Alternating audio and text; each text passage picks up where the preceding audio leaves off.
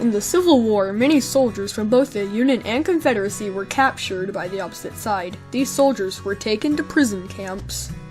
These prisons were absolutely terrible. They were unsanitary, overcrowded, and poorly managed. In most prisons, the prisoners slept in tents. Most of the time, the tents were full and people had to sleep outside, even in bad weather. The food rations were few and far between. Everyone ate bread, sometimes meat, and rarely bacon.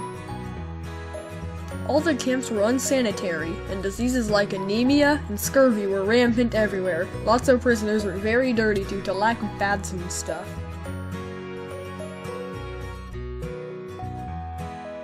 The most notorious Confederate camp was Andersonville. It was located in Andersonville, Georgia. It was often very muddy and rainy. This made diseases more common, and more people died of them. Over 45,000 soldiers passed through Andersonville, and 13,000 of those soldiers died.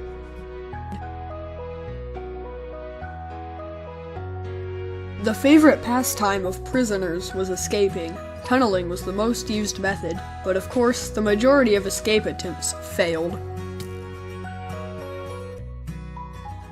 The punishments for escaping were very harsh. Some of the punishments were hard labor, hanging by the thumbs, stocks, and other forms of torture. Some inmates actually committed suicide. They would provoke a guard or try to escape. Others would just die of diseases and starvation. The camps were poorly managed, and prisoners were treated bad as well, especially the African American. Some of them weren't even sent to prisons.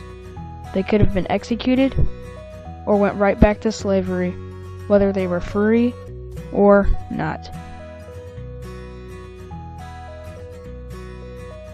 This is why Abraham Lincoln declared that for every African American executed in camps, a Confederate soldier would be executed in Union camps. Prisoners would pass the time playing games like cards, backgammon, and chess. At Andersonville, inmates formed societies and ethnic neighborhoods. The inmates created barter systems to be able to trade their food, clothes, or other items. So yeah, in conclusion, all Civil War prison camps sucked, and over 56,000 prisoners died in the camps.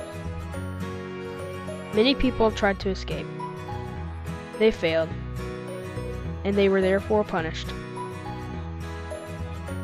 The camps, they were poorly built and poorly managed. Prisoners, they lacked food and medical care, and many died of starvation or disease.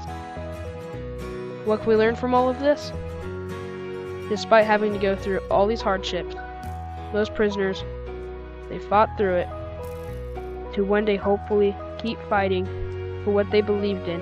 And who knows, if these camps hadn't existed, the outcome of this war could have been a lot different, and the U.S. would be a completely different place.